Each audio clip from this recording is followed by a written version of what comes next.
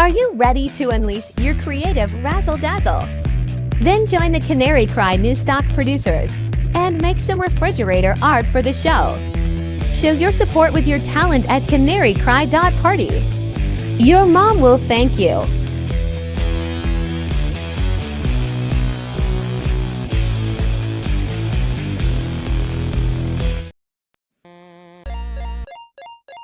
Yo, you curious about blockchain technology? Your boys Basil and Gons at CCNT have gone full crypto bro.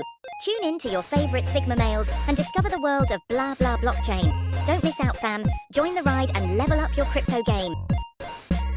Investing in cryptocurrency involves significant risk and can result in substantial or complete loss of funds. The information provided by CCNT, Basil and Gons is for educational purposes only and should not be considered financial advice. Always conduct your own research and consult with a professional financial advisor before making any investment decisions.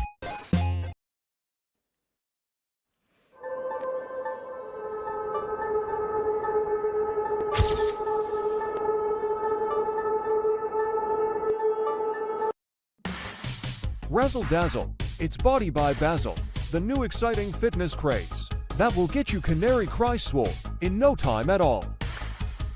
Just listen to these quotes from our participants. My muscles are huge. It's all or Nephilim. You'll be an apocalypse warlord in no time. Don't wait. Order today and save 33% for just 4 easy payments of only $33.33.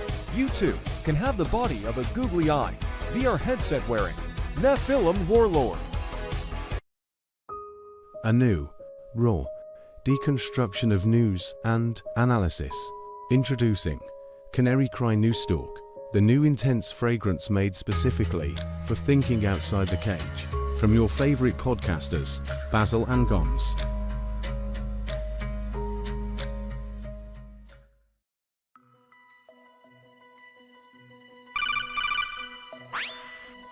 Gons, can you hear me?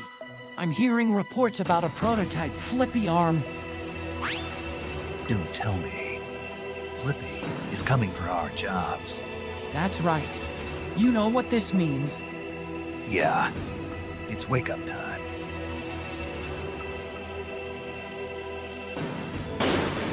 Think outside the cage.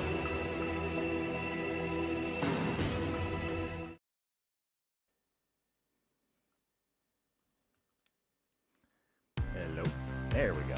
Hey everybody, what's going on? This is your best buddy Basil here at the Canary Cry News Talk live stream pre-stream. We're going to get the show started in just a second. We'll give a couple more minutes for people to come in, make it to the stream.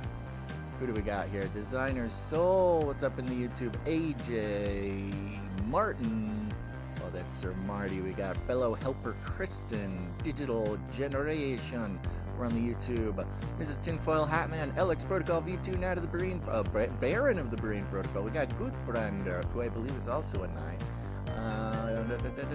J Wanda. Okay, we got people. People are coming in. Okay. Good. Let's see. MSD is listening at work. That's good. First time on X. First time live on X. That's Farm Girl 1975K. Big shout out to Farm Girl 1975K.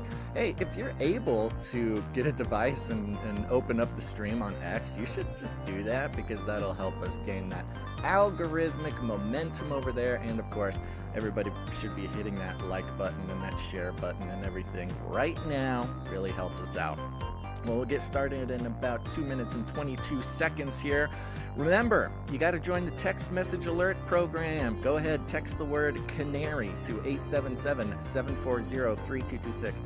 I'm realizing we should have the number up in this time when I'm pitching it because visuals help people with numbers. I know it helps me, but we'll fix that later.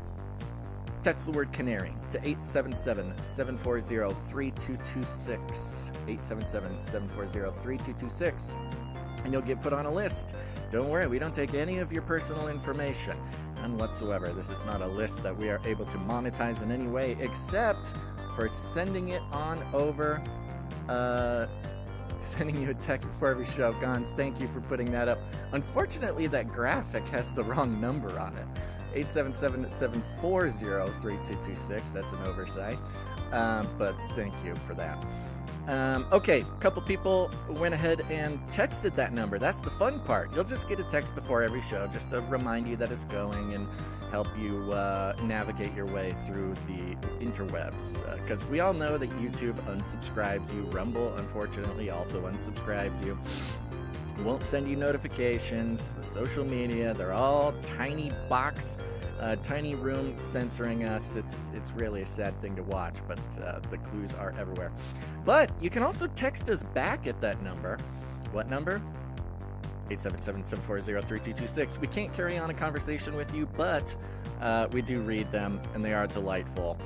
For instance, 580 says, "It's Wednesday, my dudes." Thank you very much, 580. We got 250 says, "His victory is ever present. Amen. God bless your time." Oh, thank you very much, Kat. Runk Smash loves you guys. He's just doing too much work for not enough money.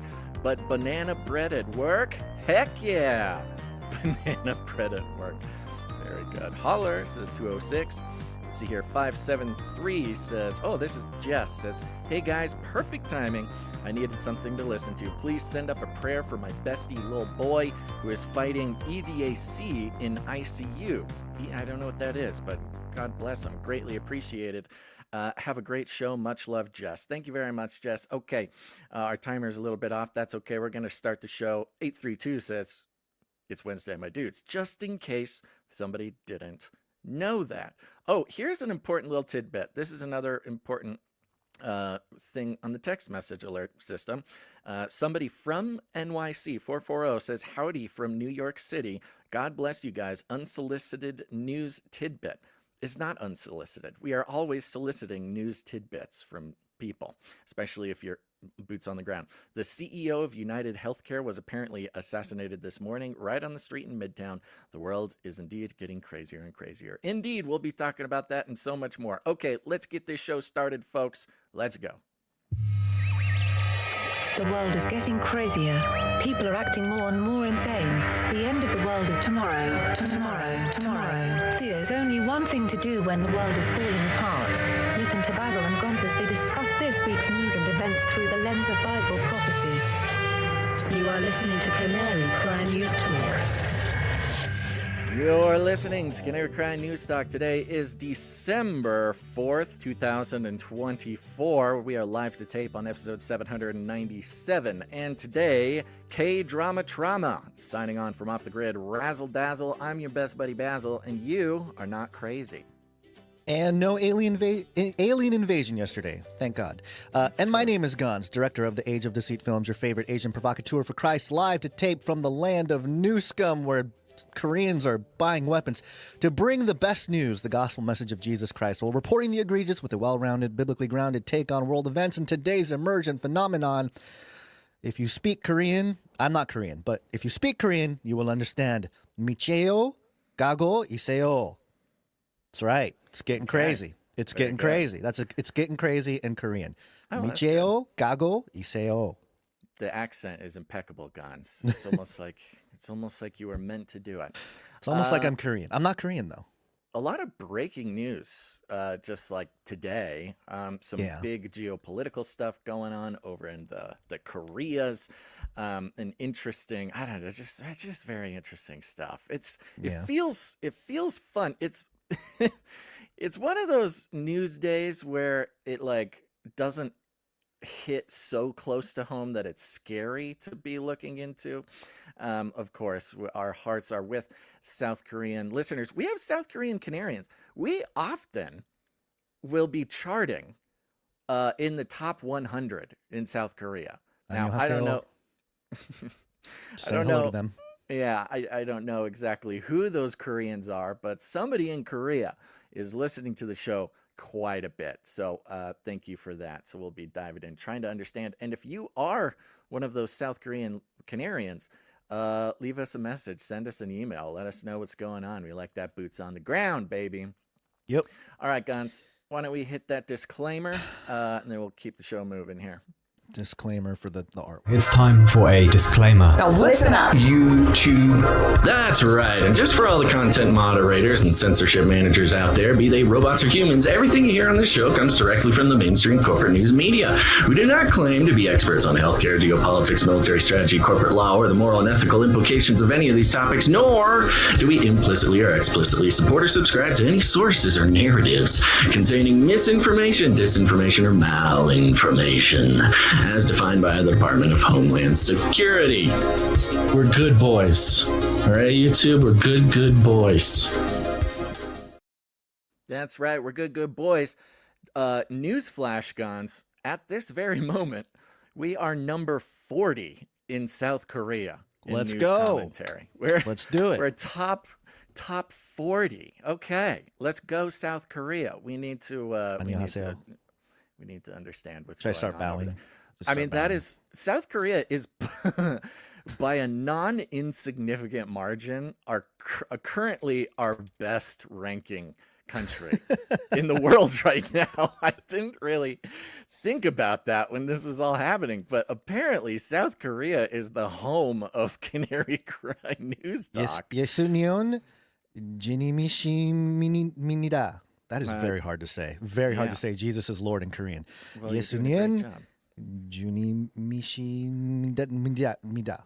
That's that's tough. That's a that's a tough one. Okay, you're doing better than I. Big shout out to Norway and Denmark while we're at it there. Yep. Okay, what are we doing? Let's do this. Are we doing a rundown and then executive producers? That's normally how we do things. Yeah, let's do it. Okay. Sorry, I was on the wrong page and it frets. Oh no, here's Basil. Let me bring you up to speed. Get it together. All right, starting out with the South Korea news. South Korea martial law, a painful reminder of how easily democracy can be threatened. CNN, boy oh boy, I've listened to a few serious pieces of deconstruction and analysis about South Korea. This is a field day for the United States mainstream media, only because they really don't care about understanding the political subtleties of South Korea. We'll give it a shot. Then, yes, we had somebody in the chat. Jawanda says, my company CEO got murdered today in New York City. New York City Canarians. United Healthcare CEO fatally shot outside Hilton Hotel in targeted attack. We'll be diving into what's available there. At big win in old Baz Nation here.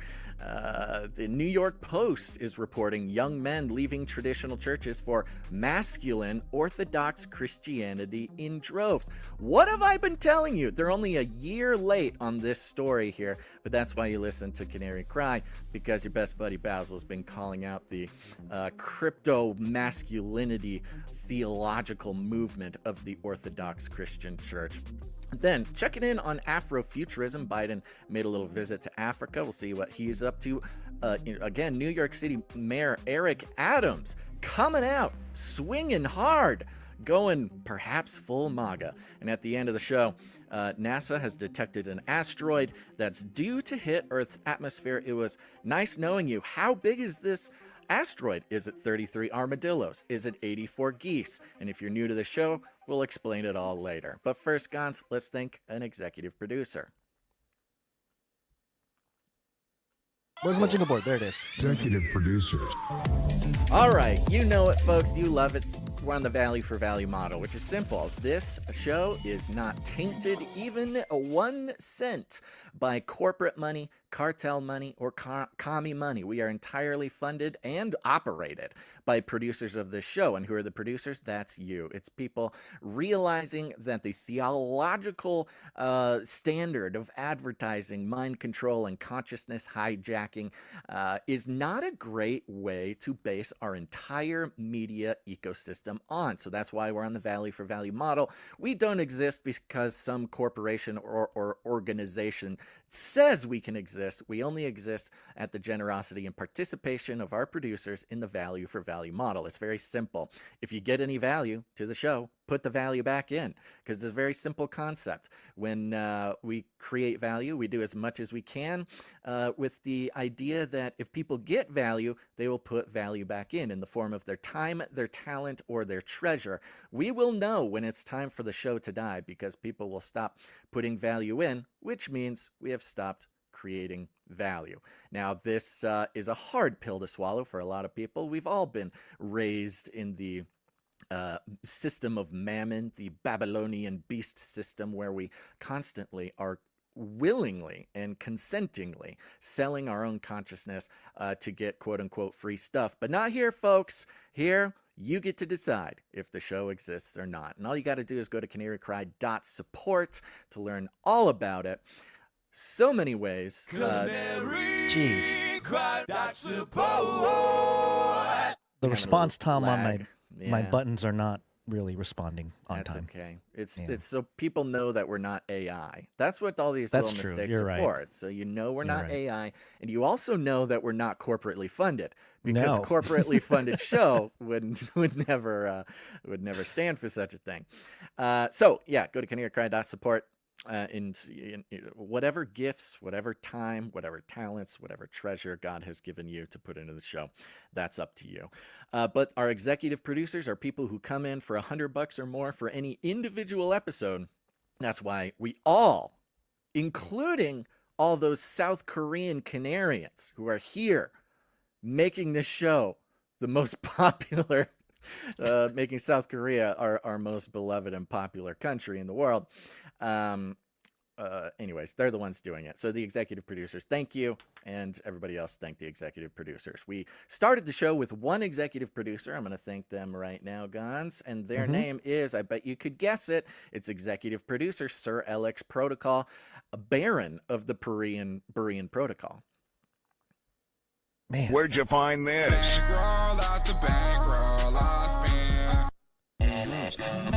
Jeez Louise.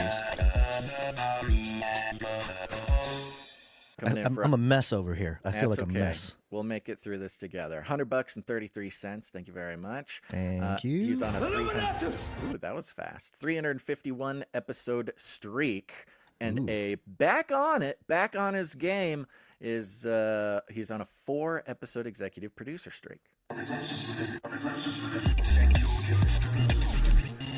Thank you very much. Thank you for supporting South Korean listeners. That's right. Sir LX Protocol. I mean, this is an important thing for people to realize. I've said it before, but I don't say it every time.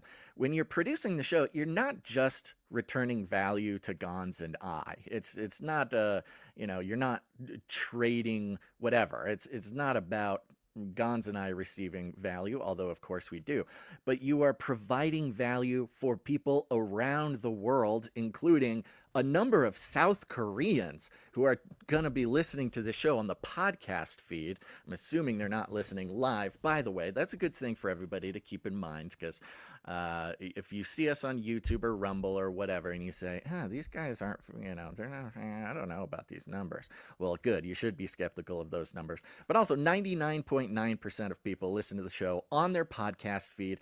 RSS is freedom. Go subscribe on your favorite podcast player.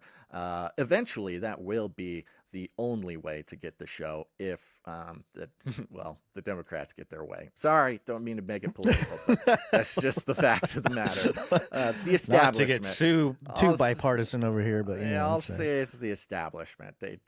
Anyways. But we did have one more executive producer come in during the show.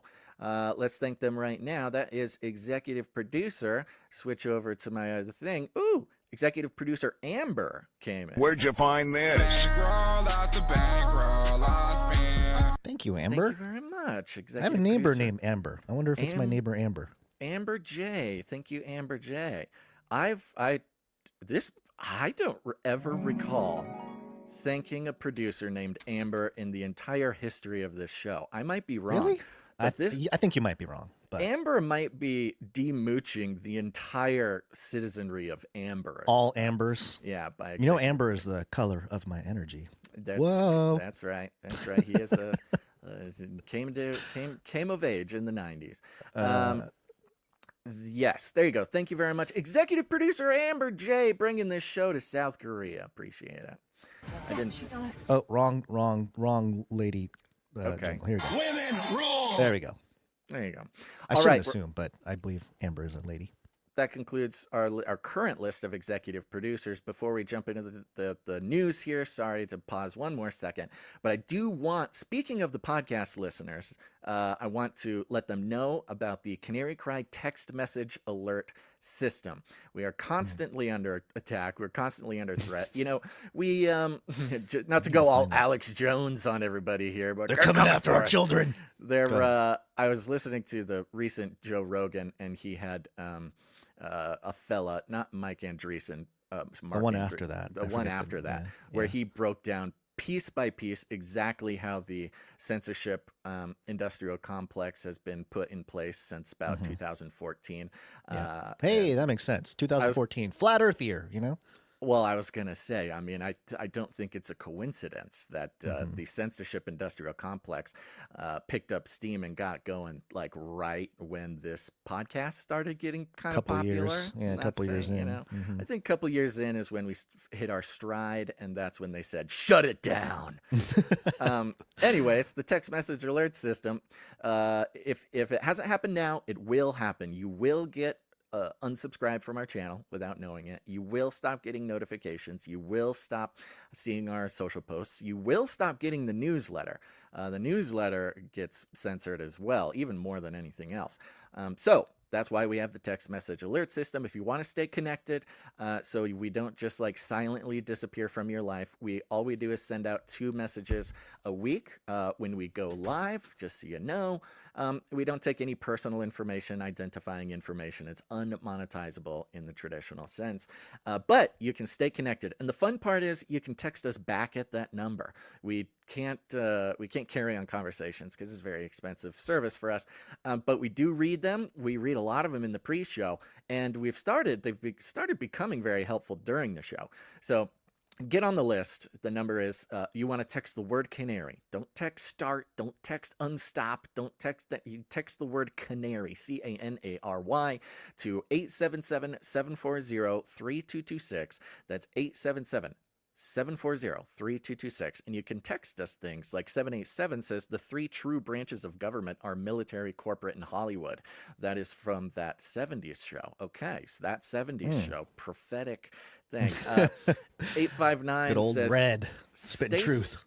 859 says, stay strong, Canarians. I'll catch the podcast version at the gym tomorrow. What did I tell you? I'm working overtime tonight. God bless you, working overtime. Look at this. Look at this. One last one. Just because it's important as a family, I want to read this. This is coming in from 831. Hey, buddies, please lift our family in prayer. We recently experienced a family loss. I've been having a hard time the past couple months. Today was hard for me. I know it's in the Lord's hands and his ways are above ours, but ouch, why it gotta be like that?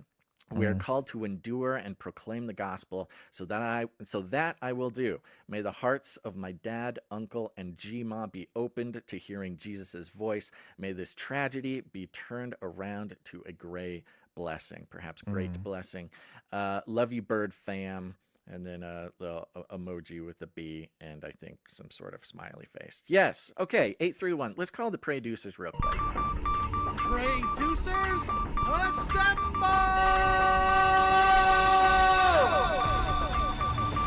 Another very important way that this show is only possible by the producers is the producers. And even if you cannot return value any other way, when we call the producers, get it. Stop, pray immediately. Put it in your prayer journal. Keep these prayer requests in your rotation because God has done incredible things through the producer. So we are lifting up 831 here. Thank you, 831, and your family. Thank you, 831, and we'll be praying for your family. People all around the world, including some South Koreans, are praying for your family and the tough stuff that you've been going through and bringing strength and comfort to you and your family, but also opening up the eyes and hearts of your dad, uncle, and grandma to hearing Jesus's voice, or seeing Jesus and their ears to Jesus's voice. Amen. That's very important. Amen. And so there you go, folks. Join the text message alert system and get connected, because this show is way more than just the sum of Gon's and I's parts. It is a worldwide family, the body of Christ, finding sort of an interesting and new way to fellowship with one another and pray for each other. So text the word Canary to 877-740-3226. One more again, that's Canary to 877-740-3226. You know, Gons, I have been, of course, listening to podcasts my entire life since they've existed, and especially recently. I mean, it's kind of bad. I think I actually have a little bit of probably a diagnosable problem. I was looking at my podcast listening habits, and it's about 16 hours a day I have a podcast playing. Yeah. And for the days that it's not 16 hours, I am doing a podcast for much of it. Right.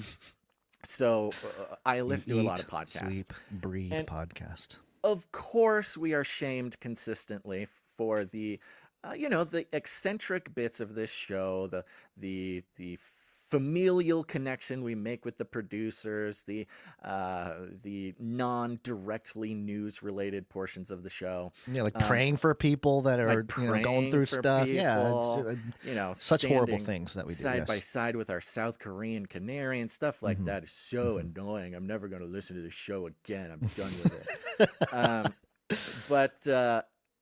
it. We're about 20 minutes into the show. I listen to literally any other, especially the right-wing alternative podcast. I'm not going to name names, but all of them. They all start their show with 10 to 20 minutes of advertisements, okay? Oh, yeah. So if you can sit through 10, 15, 20 minutes of advertisements, you can hang out for a little bit while we connect with your Canary family around the world, okay? I'm done listening to that. But if you have a problem with it, tweet at Gons, not me. All right. Don't at me, bro. Don't at me. Let's jump into the news here. Let's do it. Let's do it. Speaking of the beast system, beast system. Korea. CNN. No, I'm sorry. This is CNN, but it was published or mirrored on AOL.com. And the headline is South Korea martial law. A painful reminder of how easily democracy can be threatened, protesters say. Candlelit vigils and rallies were held across South Korea on Wednesday, a nation outraged and frustrated by the president's surprise declaration of martial law the night before called for his resignation. Outside the National Assembly Hall in the capital, Seoul, hundreds of people gathered on the steps as inside opposition parties attempted to impeach President Yoon Suk-yeol, whose 6 hours of martial law sent shockwaves through the country and plunged Asia's fourth largest economy into political uncertainty. Man, just a 6-hour martial law and you're plunging the entire nation's economy into political uncertainty? Man, it is fragile. People at the rally who spoke to CNN, oh boy, described Yoon's move, the first declaration of martial law since South Korea transitioned to democracy in the late 1980s, as, quote, insanity and quote, embarrassment. For Mirai, 64, the short-lived decree brought back dark memories of a more painful authoritarian past defined by mass arrests and human rights abuses.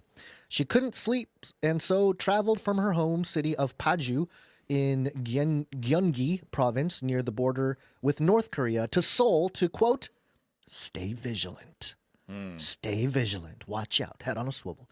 After Army Major General Chun Do-hwan seized power in a coup and declared martial law in the 1980s, people lived under strict curfews and, quote, anyone caught outside was taken to the Samcheong re-education camp, Myri said. Quote, even stepping outside to smoke could get you arrested, she said. People walking on the street without their ID cards were detained. Plain clothes officers were stationed everywhere waiting to catch people, end quote. Under his rule, opponents were arrested, universities closed, political activities were banned, and the press stifled. Nearly 200 people were killed in 1980 when Chun sent in the military to crush student pro-democracy demonstrations. There's another quote here from teacher Kyun-soo, 55, who told CNN that he lived near the University of Gwangju, where many students lost their lives. And they're talking about the 1980s. This is not the one that just happened. Yeah. So this is like trauma-based mind control, like reactivate all trauma of older generation of South Koreans. Quote, I grew up in an environment filled with fear, he told CNN from another candlelit rally near the Seoul City Hall Wednesday evening. Quote, martial law was something I felt deeply and personally. Yet yesterday, or even yesterday, I was afraid that gunshots might be fired in the National Assembly, end quote. Kyun-soo was also wanted to go by, who also wanted to go by just his first name, says his fear, quote, stems from the actions of a government that seemed disconnected from the voices of its people. Martial law, quote, is not just a distant memory, he said. It's a message that appears to have resonated with even with those who have only known democracy in South Korea. And Moon Seo-yeon is just 15 years old. So they go from 64 to 55 or whatever. Now they got a 15-year-old. But she was determined to join the rallies in Seoul Wednesday, saying Yoon's declaration of martial law was a, quote, mistake, and showed a, quote, complete lack of consideration, end quote. For Moon, the martial law decree was the latest in a litany of grievances, and she feels no progress has been made during his time in office. And it goes on in here. Let me get another quote. One more quote. This is from this is the same person here. Quote, I may not be old or very knowledgeable, but since the country is in a state of emergency, I want to contribute, even if it's just a small effort, she said. So she was at the rally. It's like a South Korean Greta Thunberg. Yep, she's the South Korean Greta Thunberg. Interesting. But not for climate change. For what is this for? Justice, for democracy. Right. So now this is let's just track this CNN Yes. article. Yeah, you read this article, you go, oh my gosh, this guy's crazy. Why did he do? They don't even address They don't talk about, they don't why really talk about he the did thing. it, or even what Yeah. did it, or even what the political this is landscape is. just- It's emotion, 15-year-old girl. That's the entire article. Now, down at the bottom, they do say, questions have now turned to what comes next, as Yoon faces growing backlash across the political spectrum, including his own party. There's mounting Okay, so they don't say why anything happened. They barely say what happened. They say, here's an emotional response, here's an emotional quote, here's an emotional thing, here's South Korean Greta Thunberg, and what happens next. They didn't even touch what is actually happened or why it happened. No, they call it martial law. It's totalitarian, authoritarian. Exactly. It's over. South Korea is over. Now, Kim Jong-un went down there. That's what happened. Of course, this fella has been called the South Korean Trump, and they don't get into it at all. Partially because it's the mainstream media, and they want to continue to build a metaphor for Trump. Also, it's the mainstream media, and they just don't care. They don't care anything. All they want is just quotes from 15-year-old girls.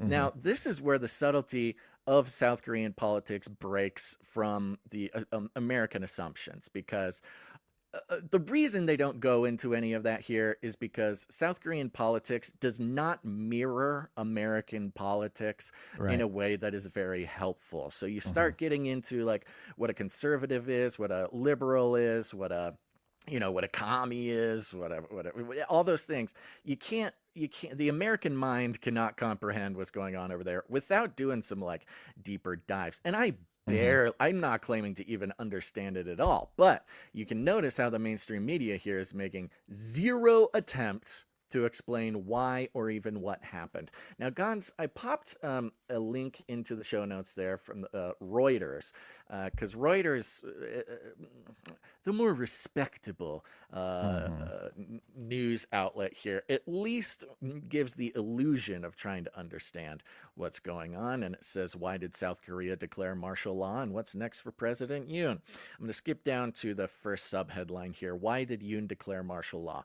Yoon said opposition parties had taken the parliamentary process hostage.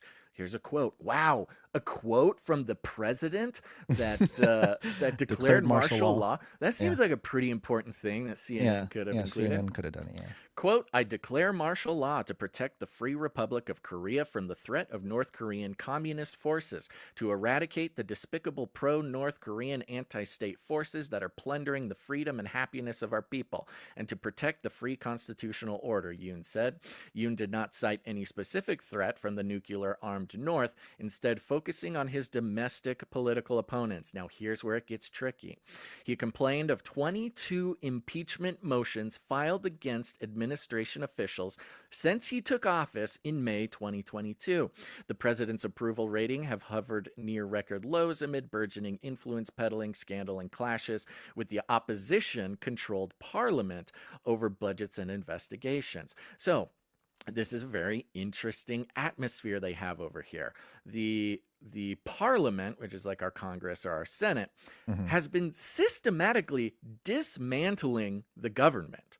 22 impeachment motions. Impeachment motions. Many of them actually sounds kind of familiar. Yeah. Yeah, and they've been taking out. This isn't just like whatever military leaders. They are dismantling. Not only is there impeachment motions, but what Reuters isn't mentioning here is that they've been systematically defunding the government piece by piece, similarly in similar numbers, like 20, 30 different agencies or services or whatever being completely defunded and shut down.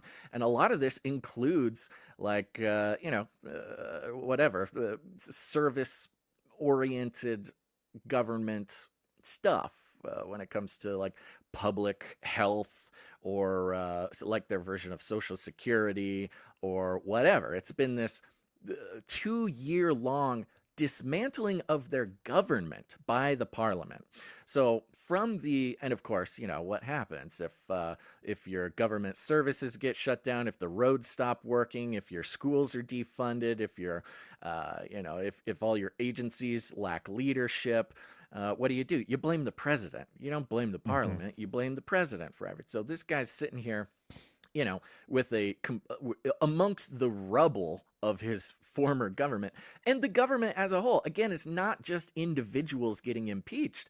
It's the government getting taken apart. And of course, we all know that, you're just silly, amongst other things. You're just silly if you don't think that China, who is allied with North Korea, in fact, they're North Korea's patron. North Korea wouldn't exist without China. They're very closely tied.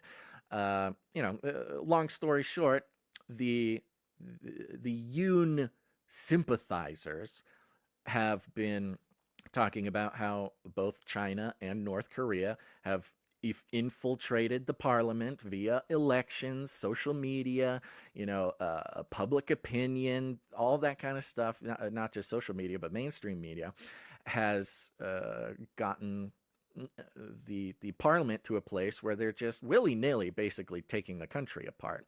Now, this might sound familiar if you think, oh, Basil, that's silly, that's a conspiracy theory. China has been doing it to us for decades. Yeah, you think? It's the same playbook. I was going to say. China basically owns our current president. Not to mention the infiltration of universities, the Confucius Institutes. This is which was taken down, by the way. A lot of that was taken out. It was taken down. Some might say a little bit too late. You wonder why the universities push the ideologies that they do that's destroying our country. Well, it's because China had a not just a foothold, but a home in the university system. At almost every major university had the Confucius Institute funding, and with that comes everything else. So anyways, what it sounds like, or what perhaps the story isn't being told, is that China, North Korea, et al. Have been systematically destroying the South Korean government and society for many years now. And it got to a place where this Yoon guy was like, yo, we cannot do this. Because one of the things he did, which I think is hilarious, was not mentioned in the CNN article as well, was he didn't just call martial law. He closed the parliament. he locked Parliament out. I'm assuming, my guess is, that Parliament, was getting ready to do another vote that was going to take something apart, that he just had enough of it. It sounds like. And look, I'm just giving the other side. I don't really know. I'm not on anybody's side here. I would love to hear from South Korean Canarians on what they think about this. Yoon is considered the conservative. He's the conservative People Power Party. Right. So just for some kind of context. When it comes to he's the conservative. paradigm. But again, remember, conservative in South Korea isn't the same as American conservative, because a conservative in the U.S. would love to take apart the government. But, it's all politics. So anyways, I'm not saying I'm on Yoon's side or that I agree with the martial law. In fact, I almost always, so far, I haven't found a martial law that I liked at all. So whatever. Yeah. But what it does signal is that he felt something drastic enough that he needed to do that to stop specifically Parliament from coming and doing whatever they were going to do next. I wonder if this is like, just as a point of reference for Americans, how Trump had to respond to COVID in a sense, not really pushing the quarantine or lockdown or anything, but sort of not really pushing back on it either, like just letting it happen and suspending certain things. But have you seen the lied to and of course back I know against Fauci, that kind of stuff. Not to say Trump did it all right. I'm not saying that. No. There's some issues there. But have you seen the video going around of how close South Korea was to losing the Korean War, the Civil War back? The 60s or whenever it was? No, but I'm pretty familiar with historical. Yeah, there's like a video. Let me turn the audio off there. The video that shows a map of South Korea and how the North Koreans, the communist forces, basically almost took over the entire landmass of what is considered South Korea today, before they were able to push back and keep their sovereignty, or independence, I suppose. Thanks to the U.S. Yeah. Weird. And speaking of which, that's another weird part of this whole South Korean story, because there's a story that came out yesterday that was all over, and I don't know that there is a direct relationship. At least no one's really talking about a direct relationship per se in the mainstream, but the story did come out that this is desertsun.com. Chinese man in California plotted to ship military equipment to North Korea, feds say. Just thought it was an interesting time for this type of story to be published. And basically, here's what it says. A Chinese man living in Ontario has been charged with scheming to illegally ship weapons to North Korea for use by the secretive communist country's military in a, quote, surprise attack on South Korea, officials announced Tuesday. Shenghua Huan, 41, was arrested Tuesday. He and his co-conspirators exported at least 2 shipments of firearms and ammunition to North Korea last year. Why are we hearing about it yesterday, the same day when all the martial law talk is happening? It's just the timing of it all is very strange. By concealing the items inside shipping containers that were shipped from Long Beach through Hong Kong to North Korea, according to a criminal complaint unsealed Tuesday in Los Angeles federal court. Officials said that on August 14th, federal agents seized from Wen's home 2 devices that he admitted he obtained to send to the North Korean government for its military use. The items included a chemical threat identification device and a handheld receiver that eavesdrops on transmissions, court papers show. So they have a picture of it. It's just like a little transmitter device in a case type thing. Doesn't look like anything too suspicious, but hey, if you're sending it to North Korea to attack South Korea, you're gonna get arrested. But the funny thing is, given the United States' position in the world as the military-industrial complex, the ultimate arms dealer of the world, if the message here is, if you try to front run the military-industrial complex, we will shut you down. You will be arrested. We will find you and we will arrest you. So don't try to front run the MIC. It's their business. It's their job. If you try to go outside. If somebody thinks that U.S. companies wouldn't be arming our technical enemy. We are technically still at war with North Korea as far as the law is concerned. And if you don't think that American companies would arm our enemies, you're just you need to open a history book. How is this? Do you think this is the first time this has happened? Like this guy getting caught? I would imagine this is an entire industry or operation. No, I mean this guy just got pretty interesting things. I'm assuming that the North Korean military is primarily equipped with by Russia and China, which does beg the question, like why is this guy doing this? Is very interesting. There's certainly a lot there. Just as a little search on South Korea on X. Not that this is a verifiable fact or anything, but where we are, the media. I mean, it's got some South Korea posts going back quite a ways. It looks like South Korea stands with Israel on October 5th.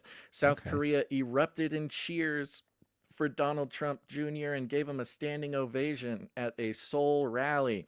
Everywhere Trump goes, they love him. This is in August. There's a lot of pro-populism, pro-Trump, pro-American conservative sentiment. Let's see here. Look at this. This is South Korea. They are marching toward the presidential palace to kick the president out.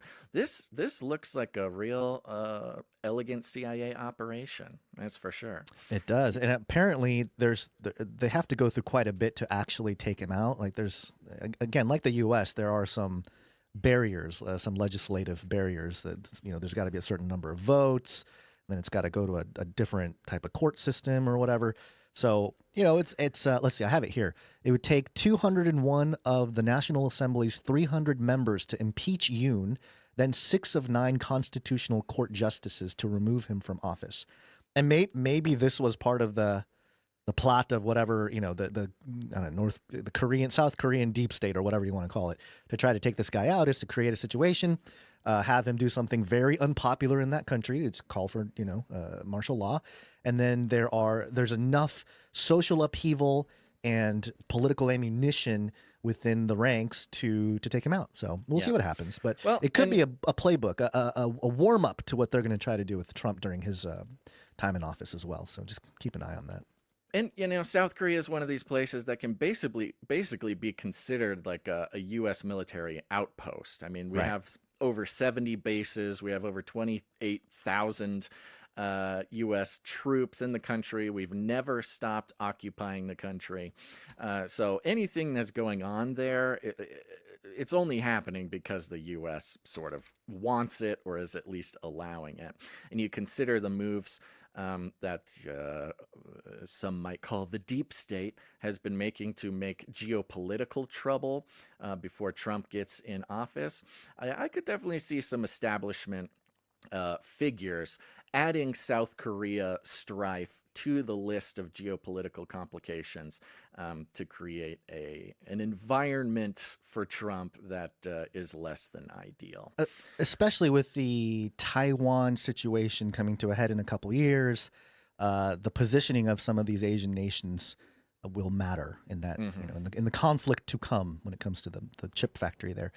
Yeah. Not to mention things that are sort of reflective of American culture as well. They're in like a deeply negative birth rate as well. They're at like population collapse, 0.68. That's like that is population collapse level in like 8 to 10 years or something. Well, it's been a plan for a long time, Basil. We should invite fewer people to be born. They've been at it for a long time. It's finally working. Congratulations to the eugenicists of old. So I would love to get some more information. I would love to get a little bit more detail in this. It's all happening very fast. And, if there is some subtlety that would be complicated for the useful narrative that the mainstream media would like to push, it is going to be very hard to find. It's going to be censored. It's going to be a difficult thing. So if anybody sees anything that we could add to our data points here, that'd be very helpful. Get those kimchi jars ready. Put them in the fridge. Those things last forever. You can eat fermented kimchi there for a long Korean time. prepping. And if there are any Korean, I don't know the nature of the internet or censorship or access or anything in South Korea, especially during a time of martial law. This might not be the easiest thing, but just a heads up, you can go to canarycrynewstalk.com. You'll see a green tab on the right or the bottom of the page. You can click on that and leave us a voice message. That's very helpful. You can tell us what's going on in your area. You can do, prayer requests, whatever you want to say. If whatever you leave on that voice message, you don't want it played on the air, you got to tell us right at the top, because that will happen. And of course, you can always email us at canarycryradio@gmail.com. Do you think they're gonna the tone of K-pop is gonna change now? It was so happy-go-lucky and jolly. Is it gonna get all like emotional and because time of civil unrest, the music gets really dark. So. Nah, bread and circus. It's gonna get more happy. It's gonna get more okay, positive. Yeah, it's gonna go the other way. No. Okay. Well, there you go. We'll keep an eye on that. I'm sure there will be more interesting stuff developing. Let's go to New York City. Let's see what's going on there. More stuff. I was trying to figure out exactly what the jingle for this was going to be.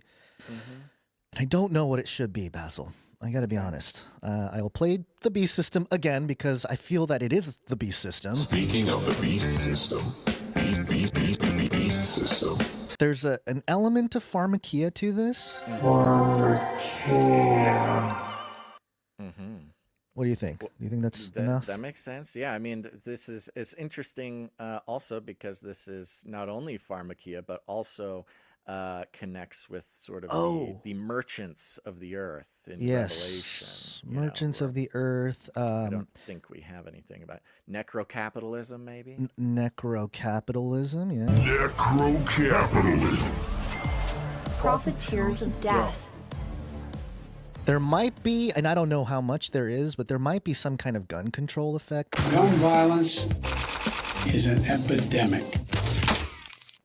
All sorts of things happening, and it's just breaking this morning, so things are, of course, still developing. But this is coming from New York Post, like one of our... I got the New York Post here. One of our live listeners here, and somebody in the text message alert system, both texted us and let us know that they actually work for this company, and this is their boss. So that's kind of strange. Would love to hear. That is very strange. Whatever you hear, let us know. Keep us posted. United Healthcare CEO Brian Thompson fatally shot outside of Hilton Hotel in Midtown in targeted attack, cops. Thank you. The Cops? CEO, cops. It says sources on my page, but I don't know. Maybe They changed it to cops for They me. changed it The to cops cops. are the sources. Okay, all right. The CEO of United Health's insurance division was gunned down on Wednesday morning outside the Hilton Hotel in Midtown in what police called a brazen targeted attack. Brian Thompson, 50, was repeatedly shot by a masked gunman at about 6:46 a.m., who had been lying in wait outside the 6th Avenue Hotel, said NYPD Commissioner Jessica Tisch. Quote, many people passed the suspect, but he appeared to wait for his intended target, she said. The CEO of United Health's insurance division... What? The Thompson was hit in the torso, prompting a desperate attempt by first responders to save him with CPR. Harrowing video shows he went center mass. Okay, that's interesting. Yeah, there's they completely updated the article because the text is very different from what you're reading there. But yes, he was rushed in. Is probably a little update. He was rushed in critical condition to Roosevelt Hospital. Yes. The mysterious gunman, who appeared to be skilled with a firearm, police said, ran off before hopping on an electric city bike and disappearing into Central Park, said NYPD. He's still at large, if I'm not chief of mistaken. Detectives. So this is interesting. I believe these city bikes, this is kind of the bike sharing program. I think you have to rent these with an app. They also have GPS on them. And there could be some identifying, electronic paper trail, something. But if he is a pro, it's going to lead to some old lady in Queens or something. It was her app, her phone, rented the bike. I don't know. We'll see. A somehow, manhunt was underway for the suspect as NYPD Crime Stoppers offered $10,000 reward for information. The motive behind the heinous hit remained unknown, Kenny said. The gunman walked up to the hotel where the United Health Group was holding its investors conference about 5 minutes before the shooting, Kenny said. Witnesses told the Post the suspect had been spotted near the hotel, milling around. Okay, then it's just going into the thing. Here's a quote. Quote, the shooter steps onto the sidewalk from behind the car. He ignores numerous other pedestrians, approaches the victim from behind, and shoots him in the back, Kenny said. The shooter then walks toward the victim and continues to shoot. A crime of passion, I say. That's not written down, but it sounds like a crime of passion to me. A surveillance photo obtained by the Post shows the moment the hooded shooter aimed with a gun. So there's lots of actual footage of this. We're not going to show any of it. It's unneeded. There's no point. Unneeded, unprofitable. The shooter's weapon appeared to have malfunctioned at that point, but he managed to quickly clear the gun and began to fire again. A sign the suspect is proficient with firearms. Thompson was struck by bullets at least once each in his back and right calf. The suspect was described as a white male wearing a dark jacket, black face mask, black and white sneakers. Officials said he was carrying a distinctive gray backpack. What's in the bag? Kenny said the shooter first ran off through Ziegfeld. Okay, then it goes on and on and on. There's a bunch of information here specifically for the manhunt. At 6:48, they have this like timeline graphic here. At 6:48 a.m., the shooter rides the bike into Center Drive, into Central Park there. So maybe they did track the bike to Central Park. That's interesting. Yeah, but then what happened after? Did he stunt the tracking mechanism with his little device, and then he probably went on foot? But here's the thing that a lot of people, it's hard for us. You're like, okay, it's a park. Like, go find the guy in the park. Central Park is enormous. It's basically a wilderness area in the center of the thing. So lots of nasty things happen there. Quote, there had been some threats, she said. This is talking, I believe this is his wife. The family received threats, Paulette Thompson told NBC News. There had been some threats, she said, according to NBC. Basically, I don't know, a lack of coverage. I don't know details. I just know that he said there were some people that had been threatening him. The shooting sent shockwaves through the investors' conference where Forbes reported emotional attendees began to cry. So if we're going to kind of break down, this is all developing, I'm sure we're going to learn more. It happened during the investors' conference, which is it's probably a once a year thing. Some companies do it once a quarter, but like for a full conference, there's probably a yearly meeting where they all go, "Hoorah! Yay! We made so much money. We're the we're the largest healthcare company, perhaps even in the world. They serve at least 100 million Americans, a third of the country." Yeah, they employ 100,000 people, is what I read. That's a lot of employees as well, and they insure at least a third of the entire country. Yikes. Now, those might remember we covered the story when it happened, but earlier this year in February, where all the massive cyber attacks had been happening. United Healthcare, one of their little subdivisions or whatever or something, I forget exactly what the relationship was, but they were hit with a cyber attack.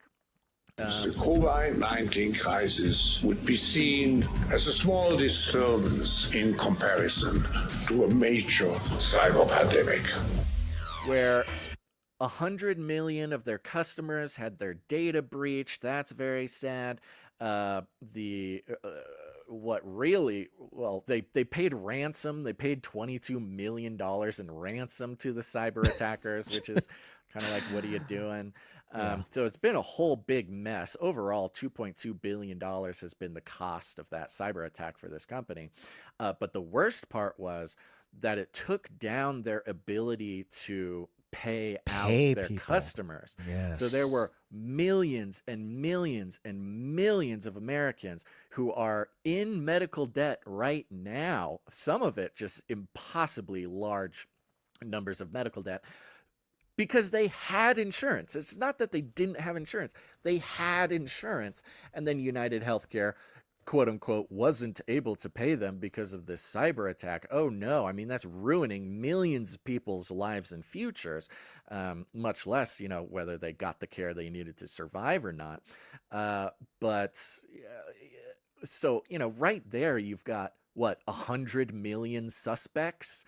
The fact that he was makes it so convenient targeted, to pull off an op, though, doesn't it? well, so this is what we're dealing with. This is the lay of the land. It's very easy to imagine somebody who got totally screwed by disgruntled. Disgruntled. Their family died. The guy's got cancer. He can't get the blah. He's $100,000 in debt. It's all because of United Healthcare. United Healthcare, by the way, has the highest rate of not paying out their claim denial. Claim rates, denial. rather. Yeah. Their Claim denial rates. Denial is almost 33%. It's 32%. Just a signal. Yeah. Yeah, which is the highest claim denial rate of the company. So this company, has a lot of enemies. Has, I would say, at least a third of the country hates this company. They've had a lot of corrupt, much like Pfizer, Yes. came to everyone's forefront during the pandemic. You go back in history, they had some stock options issues. The U.S. Securities and Exchange Commission Fraud, investigated them. CEO stepped abuse. down. That was 2006, 2009. There was the New York State's Attorney General accused United Health subsidiary of manipulating healthcare reimbursement rates. They had to pay $50 million for that one. 2017, a whistleblower lawsuit alleged that they overbilled Medicare through inflated risk adjustment scores. Oh yeah, ripping off the taxpayers. There's just on and on and on. Another $60 million in Nevada for they were sued for some stuff. I mean, there's how are these companies still alive? For one, and two, now everybody gets to learn about it because of this, and that part of it is interesting as well. The operative side of it, to bring this company, this topic to the forefront right before Trump gets in there and I don't know, rips out the whole health, especially post-Obamacare type of Medicare and all the health services that have been in place since then.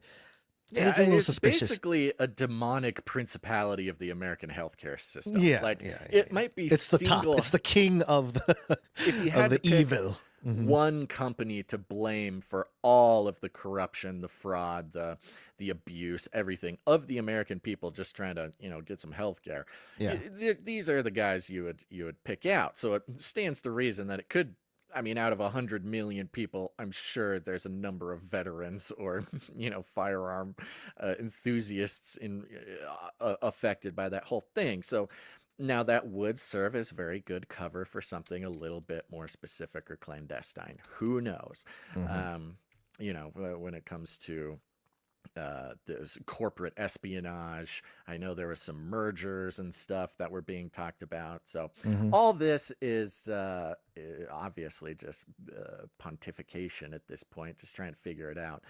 But it does not seem, the more you look into it and the more you look into this guy, the harder it is.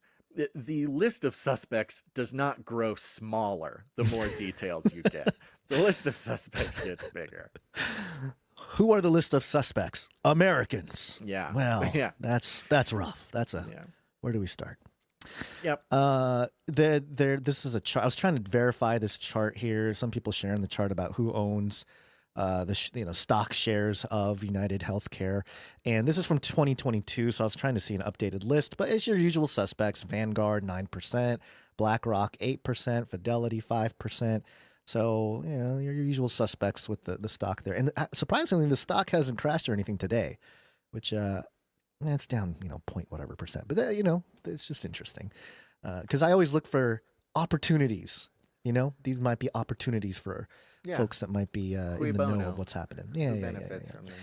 Right. So interesting to keep in mind. And again, I think we'll hear more people connecting dots and finding out more about this guy specifically.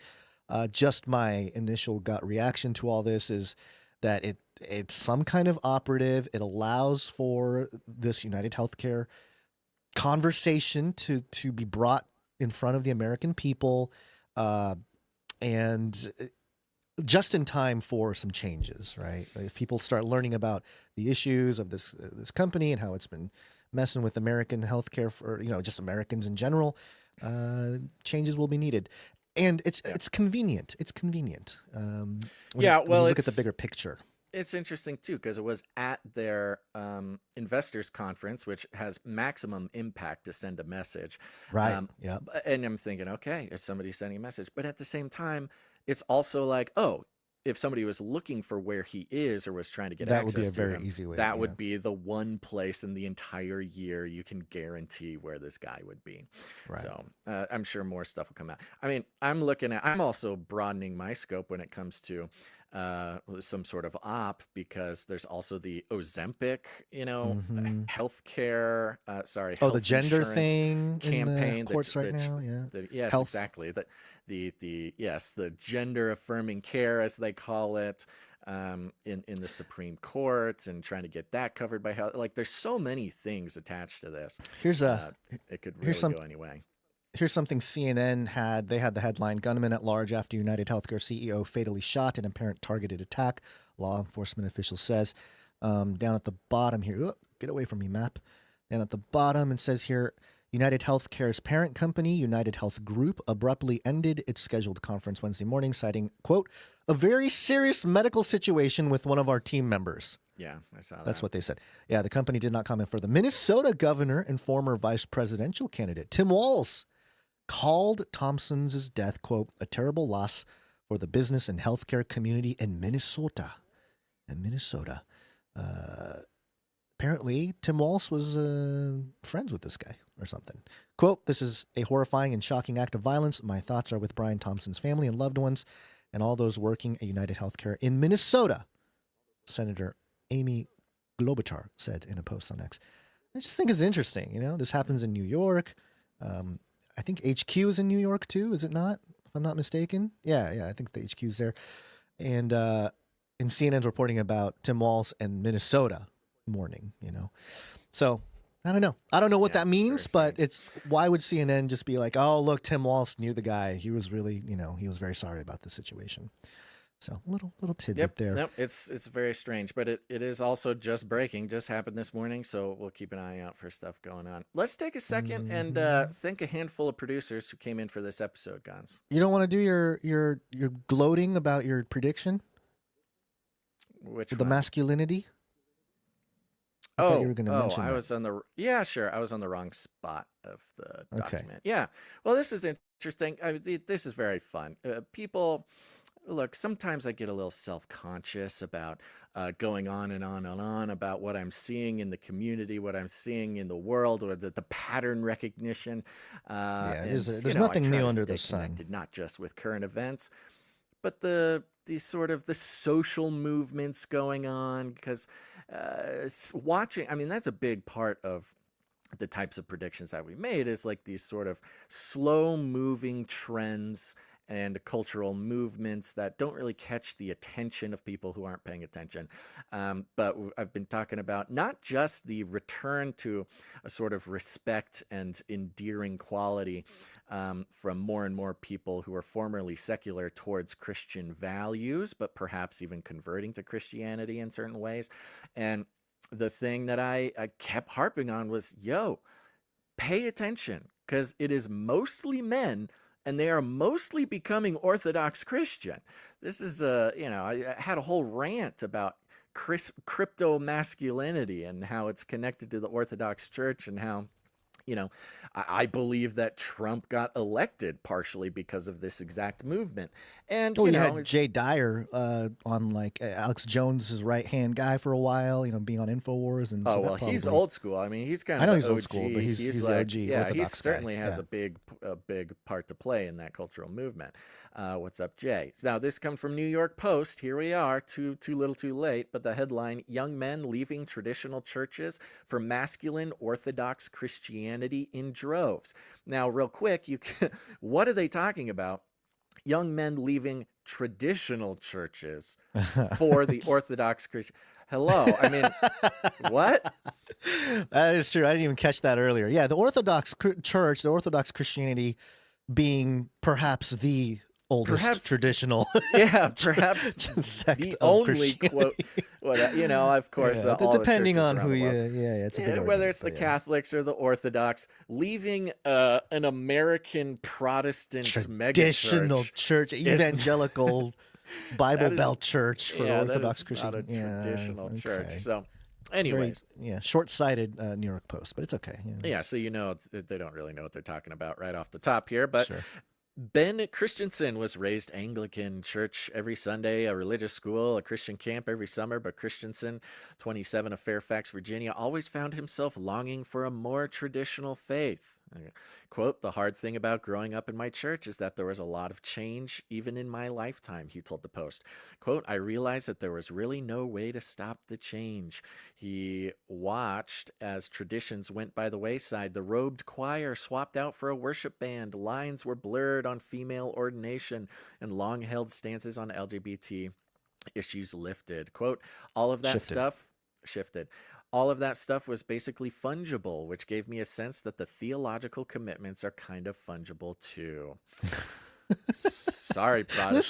Listen to that 27-year-old knowing what the word fungible means. That's the crypto masculinity, baby. That's what I'm talking about. He is a perfect example. I need a non-fungible faith there, friends. Now, those of us in our kind of fringe Christian online community, I mean, our people who have been with us for over a decade now, they will recognize the sentiment of like, what is the American evangelical church doing? They're just kind of, it's all marketing, it's all branding, it's been bad, flashy. It's just been, it's been ongoing. And I remember being a kid, like 6 years old in the church, hearing, talk about, the integrity of the Christian faith is at risk because blah, blah, blah, blah, blah. And certainly this has been going on since the 70s. The Jesus Freak movement was sort of the first big foray into celebrating non-traditional relationship with Jesus or Christianity, which had its place. I think it was an important thing for a certain time, but we've seen this trend, and it's coming back, baby. The boomerang is on its way back. They tell the story of this fella who, obviously went to college and explored all over the place. And he says, quote, "It seems like the mainline denominations are hemorrhaging people. This has been a complaint for very long." He said, quote, "If you still are serious about being a Christian now, that there isn't really as much social status tied up in it, and you want something that has some heft to it, there's more of an awareness of orthodoxy than there used to be." So there you go. I mean, it tells the whole story of this fella. It tells what young men are finding as valuable in the Orthodox Christian church. The complaining about, quote, "the feminization of non-Orthodox forms of Christianity in America has been in high gear for decades." Who was it? I just listened to? Oh, Russell Brand just had a interview with an Orthodox guy on his podcast like yesterday, which is very interesting because Russell Brand is about as loosey-goosey of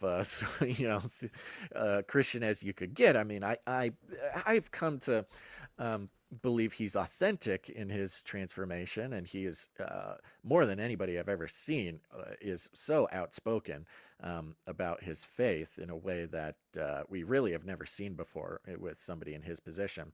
But he had an Orthodox guy come on the show, and they were talking about it, and it's really all revolves around this masculinity issue, because of course the Orthodox Church is I think objectively more enthusiastic about traditional masculinity than I would say a majority, or at least a plurality of American evangelicals are, who have tried their best to move with the society, to move with the social change, and that's split evangelicalism. I would say there's been a rift for a while. There's been rifts everywhere, even like the Lutheran Church has had a rift in the last couple decades, and Oh, it's yeah, all no. kind of coming Oh, to a yeah. head now. But No, yeah, it's absolutely it's wild to see. coming to an So, anyways, there you go. And a lot of this has been mostly happening online. And these Orthodox guys, I follow a few of these Orthodox guys. I've been actually talking to one of these Orthodox guys to come talk weird stuff on a podcast, whichever one it ends up being. And it's very interesting. And in the world of wishy-washy men, in a world of young men especially, who were never given a positive image of real biblical masculinity, growing up in the Hillary Clinton era, et cetera, right. This is like revolutionary to those young men, which was bound to happen. People have been expecting it to happen for quite some time, and specifically, or at least in this case, the Orthodox Church standing from what I could tell, pretty immovable in even the most unpopular of ways, has really affected a pretty serious cultural shift. I think I have an idea for the next supply drop. Okay. Some Orthodox electrolytes.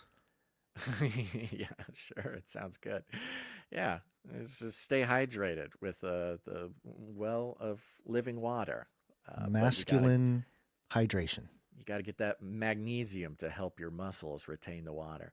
Well, there you go. So just an interesting detail here for Canarians who have been listening to me rant for at least a year about this. It's now in the mainstream media as always. Okay, let's thank some producers. I'm looking at the time here, Guns. You're going to have to pick up kids here soon. So I want to make sure that we thank our handful of producers for this show. Of course. Let's do it. Let's do it. Remember, folks, we're on the value for value model. Your time, your talent, or your treasure. Really, like in the New Testament, whatever it is you have to give. It doesn't matter how small, doesn't matter how big. It's like the woman giving her tithe at the temple. To some, a penny is quite a sacrifice, is quite a value. And with the value for value model, you just decide for yourself. What value do you get? What value do you have to give back? And in what form? And we have some people who came in financially for this show. We're going to thank them real quick. Starting with Sir Casey the Shield Knight, who came in for $7.77. He is on Sir Casey? 493 episode streak. Yeehaw. Oh my goodness. Yeah. Wow. He has a message here. Happy anniversary, Lady Shield Knight. Oh, it must be their anniversary. Woo. Sir Casey the Shield Knight and Lady Shield Knight. Sir Casey the Shield Knight. Happy anniversary to you two. You've been such a staple here on the show. We really appreciate your ongoing, not just presence, but also support of the show. It's really incredible. Really appreciate it. Thank you, Sir Casey and wife. Yeah, Lady Shield Knight. Next up, Lady we got Shield producer Sir Marty K, Night of the Wrong Timeline. Hey, Sir Marty K. Thank you. Comes in for 1111. Hey, 1111. 1111. And he says, hey, fellas, I just wanted to give you a heads up. I had a funny encounter with the full moon last month, so I'm going to send some pics of it this upcoming Monday, just so you have some time to crush any rebellion, civil uprising, and mostly peaceful protests. LOL. All right, I can't wait. I can't wait to hear about your encounter with the full moon, Sir Marty. Thank you very much, buddy. Sir Marty also came in with a piece of art. I guess you can call it art. We'll share it now. Yeah, we'll share it now just because we're in it. Okay. The note here reads, Gonzo-san, there is 16 seconds of published music in this one. D Devils, the Sixth Gate, Dance with the Devil radio edit. Oh, this is the AOC dancing video. AOC dancing video. Oh my lord, ain't she cute like a Mexican button? And I know you have the advantage of living in the same continent as her, Basil. But don't count me out just yet, chat. Here's Sir Marty K's contribution with his artistic talents. Fight and dance with the devil.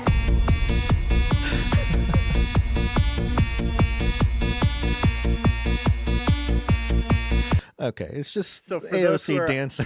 Well, for those who are unaware of the AOC dancing video, it is not AI. This is people dug up a video that she appeared in for her. Why don't you play that without the music so we can so we can watch her dance.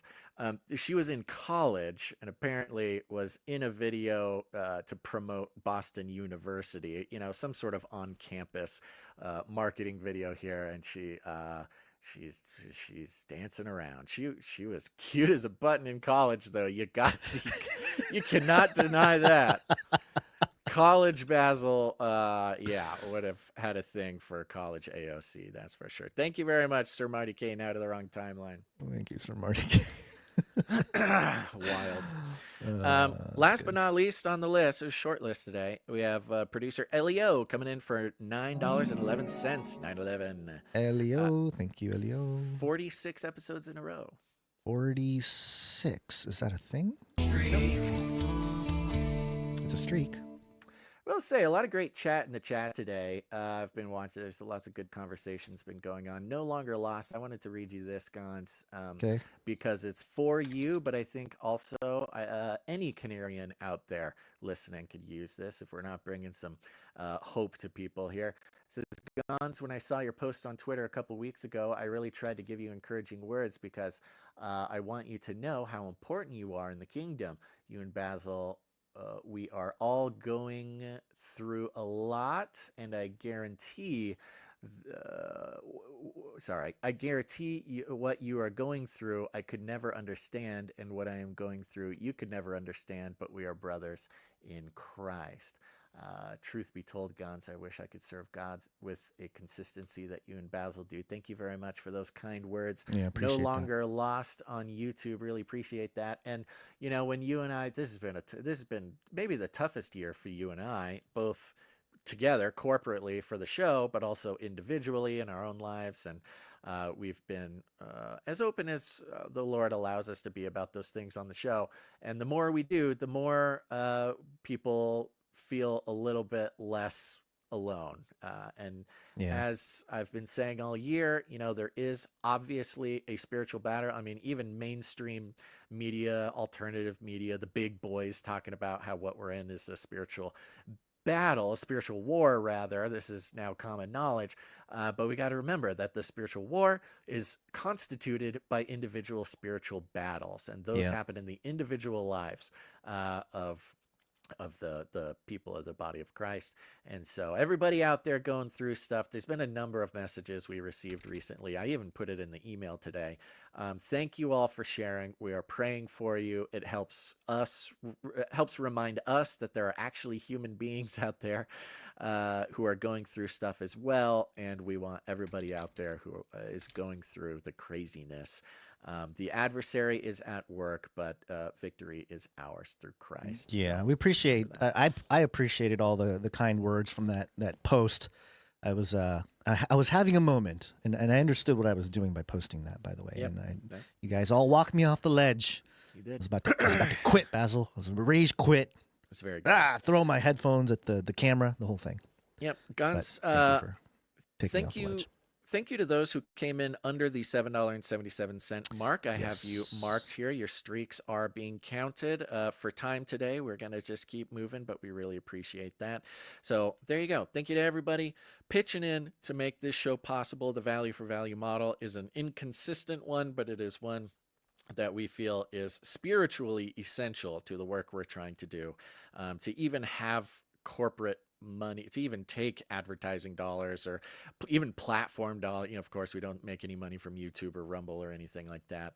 To even have that involved financially, logistically, credibility-wise, whatever, that's all something, but also spiritually. We believe, most importantly, that the Lord will bless our commitment to what he put on our hearts there. So if you want to become a producer in whatever way you can, go to canarycry.support. Canarycry.support.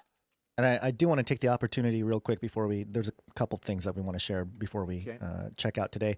Canarycry.art. You can help support the show by helping us build the culture behind the community and do so with your artwork. It's a great way for anybody to get involved. It doesn't just have to be money. And got a couple pieces to share.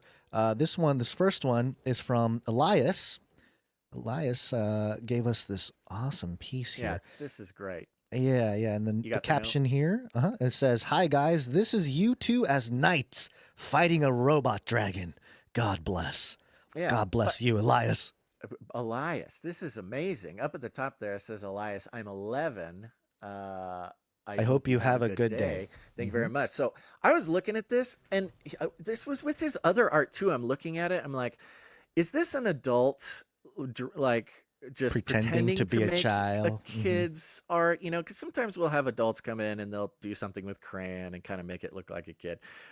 Kid did. I was looking at the last one he sent and this one. I'm like, okay, so this is an adult who is doing like kid themed art, but no, he's 11 years old. This is some talent. I mean, I can spot it. The what's the word? The sort of what in the world? I can't remember the words. Give me the art words. Give me the fancy elite art words that you were. Let me describe it first and see if the art words come to me. This is we got Basil and Guns. Basil's on the left hand side wearing a full suit of armor. We've got crosses on the shield and the breastplate, wearing a crown with the CCNT and the googly eyes. And up above there's a speech bubble here that I'm waiting for Guns to scroll up to. There we go. It says, "I see the switch." And I see the switch on this robot dragon that we are battling in the middle. Very, very well depicted robot dragon. I mean, there's very detailed lines and, you know, metal panels and claws and things like that. Yeah, a lot of detail. Yeah, I'm going to have to pull this up because I can't see it when you're scrolling around. And it's labeled Dragon, the Robot. And then on the right-hand side, we got Gons in his suit of armor. He's got his crown on. He's got we both have this sort of like glowing force field, which is very cool. Your little speech bubble says, "What?" The sun up in the top left-hand corner there. This is very, the colors are incredible. At the bottom it says CCNT is the truth. Again, little crowns on each of the letters. I can't think of any of the artwork. It's just very good. I don't know, like the ratio. Ratio is not the word I'm looking for. The composition. Composition. Thank you. Gosh, dang. Yay. Is the composition the composition is incredible. The sizes in relation to each other is also very good. The detail on the armor. I mean, he's got individual scale armor in there, but it's also very talented in the cartoon aspect of it, because it's one thing to try to draw like a realistic something, but to actually design a sort of cartoon character is its own other little skill. So anyways, altogether, Elias, very impressed, and thank you very much for this. I want to wear one of these night outfits for some kind of occasion. Just walking around. It's great. It's very cool. Night Thank core. you, Elias. Nightcore is a thing for the kids on TikTok now, where they're all buying full suits of armor and just like wearing it around, but like Nightcore, making it fashion, you know, and wearing it around. It's beast fashion. Like, great. Yeah. So, we got another pair of drawings coming in from Cassius and Lola. Thank you to both of you. Let's see, we have a note here. Let me pull up Cassius's. I think this is Cassius's here. Hi, guys. Today, Cassius drew Basil as a canary saying his famous line, and which is, go ahead and describe that one, and then I'll do the other one. Here's the thing, folks. This is Here's great. the thing. That's the We've line. got Bird Basil here. He's standing. He's got his red shoes on. He's got his or purple shoes. Got some blue shorts and a green shirt. Red hat. My hands up in the air. I've really got something to say. Fun part is a little mixed media here. He's got some googly eyes that he stuck on the Canary Basil there. This is very fun. This is very good. Very good use of negative space. Very impressive. Thank you very much, Cassius. And Lola drew Basil as an emu and Gons as a cat. Also lovely. Beautiful. The proportions on the emu are great. Again, got the googly eye mixed media stuck onto the emu, the backwards red hat. Very cool. And Gons, there you are, a cute little kitty with a very long tail. But you got your hat there. You got your glasses. Unmistakable. That is unmistakably Gons as a cat. Got a smiling sun up in the top left there. Thank you very much, Cassius and Lola. Yep. And it says here, we want to shout out our dad, who will be listening at work later. We love you and ask you to play Apocalypse Update for him. It's his favorite jingle. And Link Trap at the end of the show, please. Thank you. God bless you both and everyone else who's watching. Okay. Let's see. We can do Apocalypse Update right now. Let's just see this here. Apocalypse Update. We're gonna learn about the apocalypse. Everything trying to kill us. But Canary Cry Radio's here to make you fearful of everything else you don't know. So everybody come listen to the Apocalypse Update. Yeah! World's gonna end. Everything is trying to kill you and your friends. Yeah, yeah, yeah, yeah, yeah. Yeah.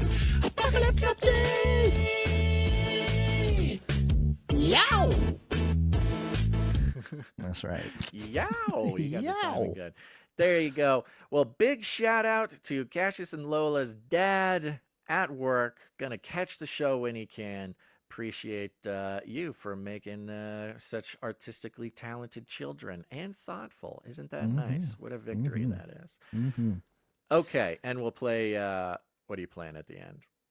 I think that's. Oh, I'll try to play if I have time. This is part of the issue on Wednesdays. We could probably get one in if you just pop. Yeah, that. I'll do the lint trap there. We'll get it. Oh, lint trap. Yeah, we'll get out. We'll be getting out pretty soon. I will try to remember. Yep, real quick. Got a few things to tackle. Yeah, I was gonna say we can call an audible. These are just clips. Go ahead. Well, you can play the clips. Clips are short. Okay. Well, this first one is Afrofuturism here.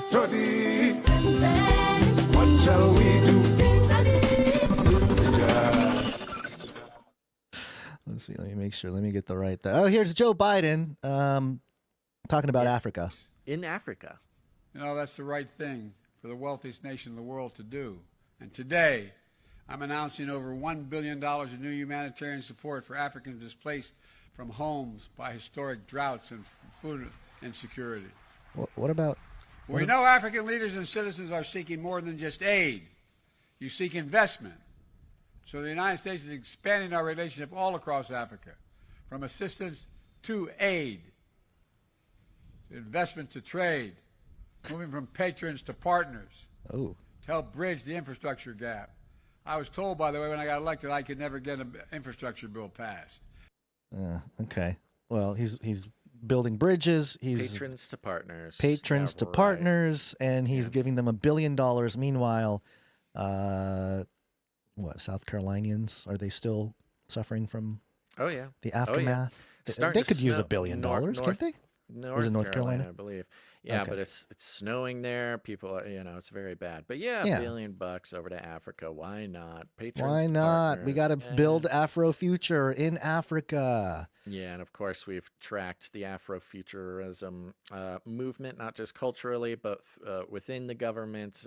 Africa is the #1 battleground for financial warfare going on. China is occupying Africa in many places, extracting as much wealth as possible. The U.S. Is trying their best, but Russia as well basically has a significant portion of their military and mercenaries occupying Africa for the same reason as well. Africa is the fiscal battlefield of the future, so they're trying to buy some good grace, it sounds like. In this clip, Joe is in Angola. And I don't know if he's behind a glass or something. I don't know. It looks weird. It's like raining. There's like wet glass or something in front of him.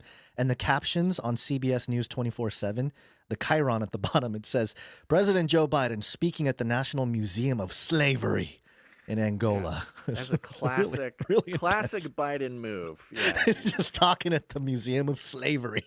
The irony is crazy, but anyway, there you go. He's anti integration. He's 94 crime, but this is very on brand for him. We're gonna miss him. We're gonna miss him. Armageddon's on the way. Got hairy legs. Got hairy legs. Couple clips about. This is Trump related. This is not Trump, but it's Trump related. We will launch a new age. And it's a border thing. We believe the borders should remain open. Yeah, that's our good old friend Eric Adams Here's there's a couple things here. Eric Adams talking about wasting people's taxpayer money. He's admitting it, folks. How often do mayors admit that they're wasting your tax money? This is inefficient. This is inefficient to do. And so I'm hoping he's going to examine all of the inefficiencies that we're seeing in government, because I came in with that same energy and spirit. We have been wasting taxpayers' money for far too long, and we need to stop wasting taxpayers' money. So his observation is the observation that I had, but we had no other choice but to do just that. There you go. What's this regarding? Is this about the immigration? The immigration issue, yeah. And there's another clip here where he talks about more specifically that immigration issue here. Where's the audio? It's muted. Hold on one second. Apologize. Here we go. There's Mayor Eric Adams. Citizens. You're open to that.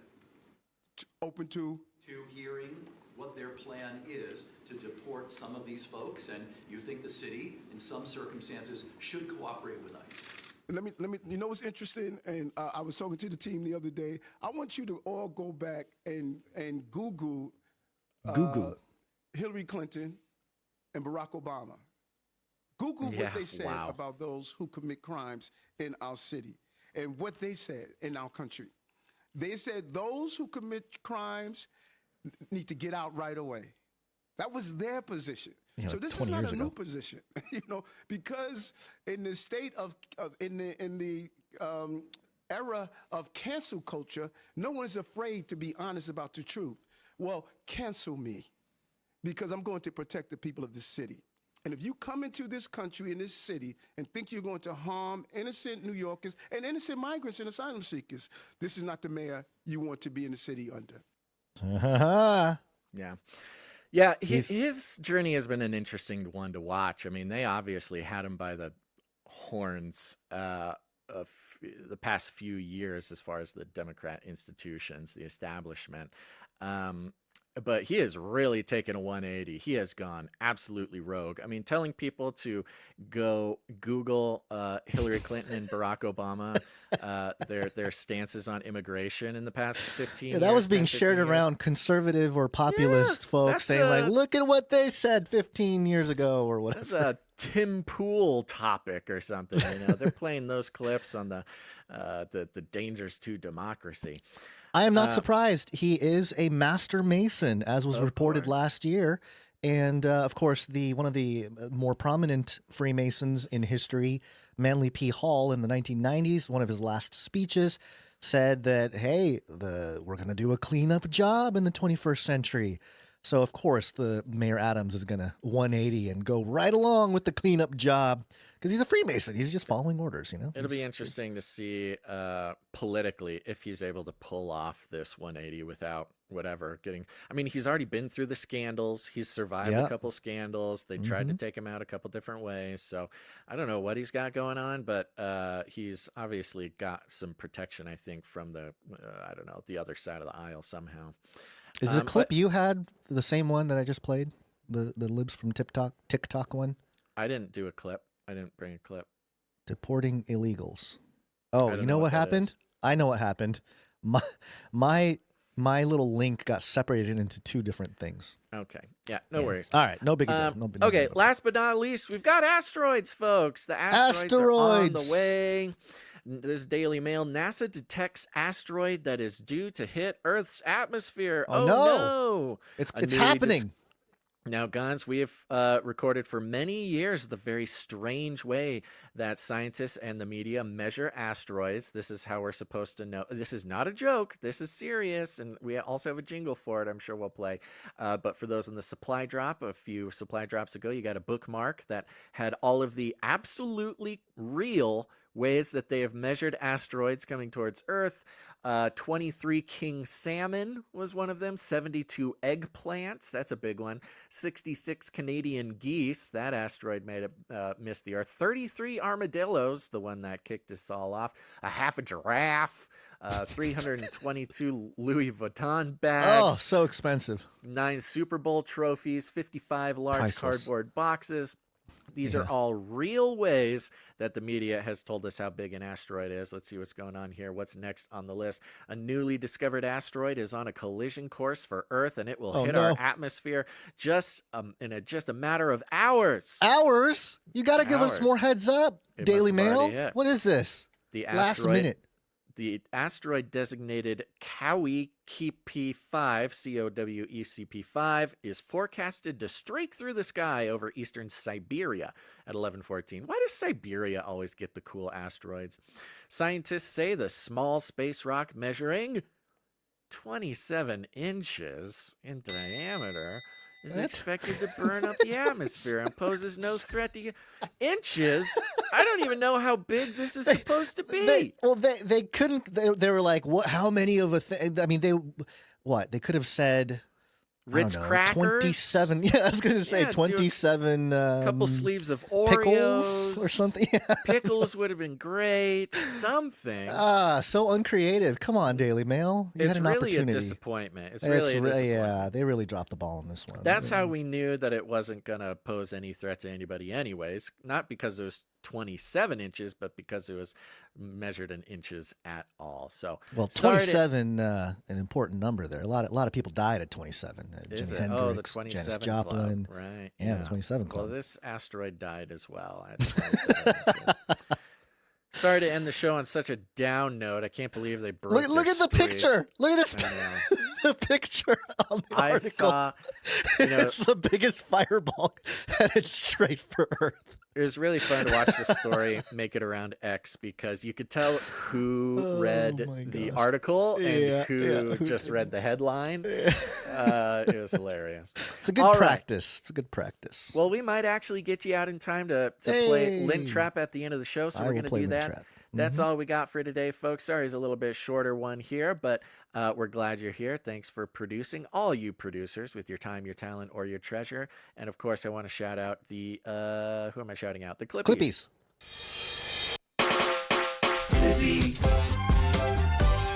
Clippy on those videos.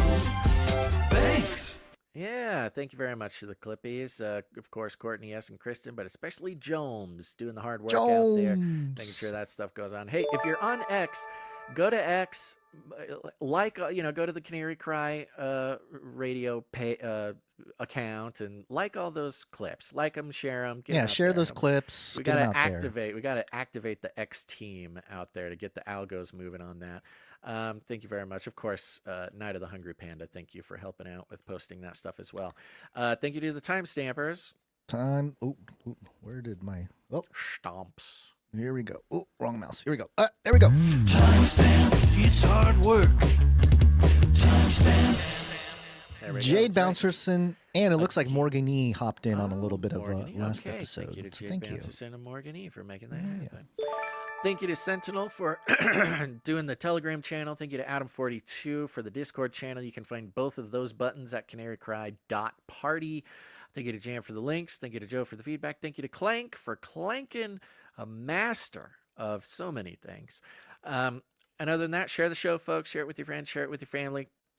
Word of mouth is really the only way anybody's going to be finding this podcast. I want to give you a reminder right now. Take out your phone. Text the word Canary to 877-740-3226. Do it one more again. Get put on the text message alert system. Text Canary to 877-740-3226. And if I say it one more time, you'll remember it. That's 877-740-3226. Text Canary. Get on the list. And other than that, share it out. You can share it in whatever way you would like. Of course, hit that share button, hit the like button. If you're watching this on your TV, go ahead and send your TV to an orphanage so the children for Christmas can watch Canary Cry News Talk. But you can also share the show by go ahead, see if there's an Orthodox church in your area. And talk to an Orthodox priest about what it would take to convert. I'm telling you, from what I hear, it's not easy to do. But I'm pretty sure if you tell the Orthodox priest that you listen to Canary Cry News Talk, he'll be so impressed with your traditional masculinity that he'll just probably just make you a priest or a saint or something right there. That's a good way to do it. But share it any way you like. You don't have to share it that way. Do it whatever you want. We call it rattling cages. All you got to do is walk right up to him, grab him by the cage, and then you shake it. The end of the world occurred pretty much as we had predicted. I want to shake things up, stir up some controversy, rattle a few cages. Hey, stop that! You'll never silence me. I'm the last angry man, a crusader for the little guy. Leave the bird alone. Never. Rattle a few cages. Rattle a few cages. The human race will have every opportunity to improve. And if they don't? Ask Noah. Ask Noah. All right, Guns, you got any last words? Yeah, just a shout out to the people who sent us messages on SpeakPipe. Yeah. We'll get to some of those on Monday. I think most of them are good. Brandon, send your message again because half the message was inaudible. Like we couldn't hear you. I think you covered the mic or something. So send us the message again, and then we'll cover it on Monday. Yeah, it sounded like a great message. I want to hear it, but you had bad service or something. It didn't work out very well, Brandon. Yeah. Okay, Gons, depending on your time, I'm happy to end the stream if you want to play Lint Trap, and then I can I'll be end the okay. stream. I'll be okay to play it once. Okay. Yeah, it's not that long, so. Okay, great. There you go. I want to make sure that Lola and Cassius's dad get what he wants. All right, everybody. Thanks for listening to this episode of Canary Cry News Talk. Make sure to tune in next time. But until then, think outside the cage.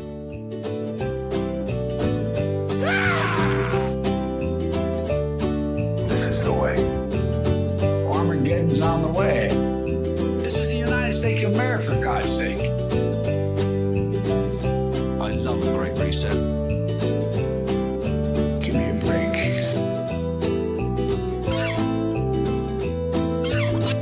I'll keep you warm and safe, and my people too. Remember, reality is an illusion. The universe is a hologram. Buy gold. Buy! Can I tell you a sort of a twisted pleasure that I have? It's okay. No. Clearing out that lint trap. Clearing out that lint trap. Clearing out that lint trap. Clearing out that lint. Clearing out that lint trap. Clearing out that lint trap. Clearing out that lint trap. It takes time.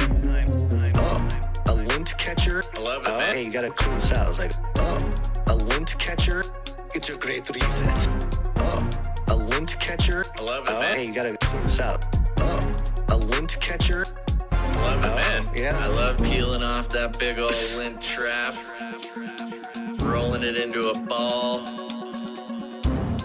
peeling off that big old lint trap. It's just like throwing it in the trash, really. Should I be saving this? No. You could knit it into a scarf or something? No. Surely. It's very soft. No. This would make really good fire starter. You are a weird prepper. Hoarder. Like a weird guy, man. Weird prepper. Not normal, like a weird guy, man. Clearing out that lint trap. No. Clearing out that lint trap. Clearing out that lint trap. That lint trap. I know it's gross, folks. A lint catcher. I love it, man. Hey, you gotta clean this out. It's like, a lint catcher. It's a great reset. A lint catcher. I love it, man. Hey, you gotta clean this out. A lint catcher. I love it. Work. I'm constantly having to remind myself, wear a pink shirt for the show.